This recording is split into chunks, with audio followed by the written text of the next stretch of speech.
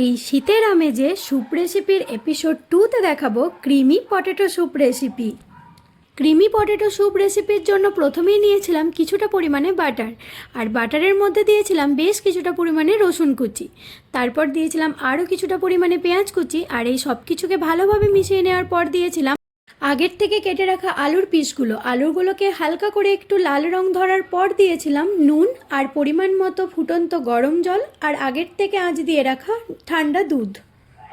ব্যাস, তারপর সব কিছু আরেকবার ভালো করে নাড়াচাড়া করে নিয়ে আলুগুলো সেদ্ধ হওয়ার জন্য কড়াইয়ের ঢাকনা দিয়ে কড়াইটাকে ঢাকা দিয়ে আলুগুলো সেদ্ধ হতে দিয়ে দিয়েছিলাম। বেশ কিছুক্ষণ পর যখন সব কিছু ভালোভাবে সেদ্ধ হয়ে যাবে তখন গ্যাসের ওভেন বন্ধ করে দিয়ে কিছুক্ষণ ঠান্ডা হওয়ার জন্য এটাকে রেখে দিতে হবে।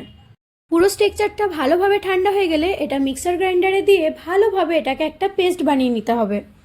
দেখতেই পাচ্ছ জিনিসটা কতটা স্মুদি হয়েছে আর ক্রিমি হয়েছে। তো এটা খুব গাঢ় হয়ে যাওয়ার কারণে কড়াইয়ে আরও একবার এটাকে দিয়ে আরও কিছুটা পরিমাণ জল দিয়ে আর একবার নাড়াচাড়া করে নিতে হবে। ভালোভাবে সব কিছু নাড়াচাড়া করে নিয়ে উপর থেকে ছড়িয়ে দিতে হবে গোলমরিচ গুঁড়ো। ব্যাস, তাহলে একদম রেডি ক্রিমি পটেটো স্যুপ। তবে আমার কাছে কিছুটা পরিমাণ ফ্রেশ ক্রিম আর চিজ ছিল, ওই দুটো একদম অপশনাল, না দিলেও কোনো রকম টেস্টের হেরফের হবে না। ইচ্ছা গেলে এটা দেওয়াও যায় আর না দিলেও কোনো ব্যাপার না।